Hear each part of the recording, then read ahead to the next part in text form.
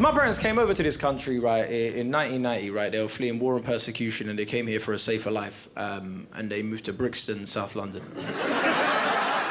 So you bring a lot of socio-political topics into your comedy. So what I want to understand is how do you manage to bring all these hard-hitting topics, but in such a comedy light? I always think if there's a way you can make it a lot more funny, sort of like boiling it down to its lowest common denominator and then packaging it in a funny way, people respond to it a lot better. Obviously, you're not just a stand-up comedian, you're also a host of a podcast, Quota's Full. So how do you manage to keep content constantly rolling through and have fresh ideas? So because there's different topics every week, and we're all comics, it was bound to just, you know, flow. The ideas just come out.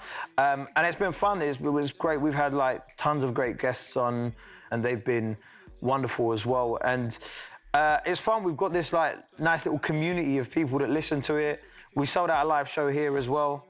And the thing is, I think with anything that you do, the most important thing is consistency. When we first started that podcast, I'd bought all the equipment and we were just recording it off my laptop and into a bunch of microphones that I'd bought. And we were getting like 50 listeners in a week. But we were like, we just got to keep doing this. And the most important thing is to just start. Whatever you're doing, the first one's never going to be great. It's never going to be amazing. So if you're waiting for that moment where it's going to be like, oh my God, it's crazy, it's going to get 1 million views, it's not going to happen. You just got to believe in the vision and what you're creating and just continue with it. But that's why when I was younger, there were certain places I liked to be mistaken for and certain places I didn't. Like when people asked me, Kae, are you Arab? I was like, no. Are you Turkish? No. Are you Italian? Actually, my name is Roberto.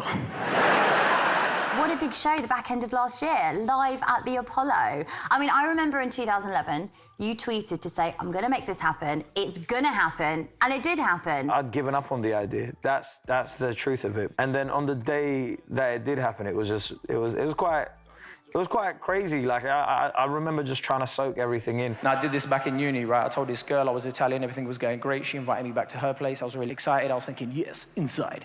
Really happy about the whole situation, right? Now, as we got back to her place, as she put the key in the door, she's like, by the way, my flatmate's boyfriend's Italian. You two are really gonna get along. Now, at this point, I'm bricking it. I don't know a word of Italian. The only Italian I know is from, like, Super Mario, you know? Like, brr, brr, brr. Like, do you know what I mean? Like...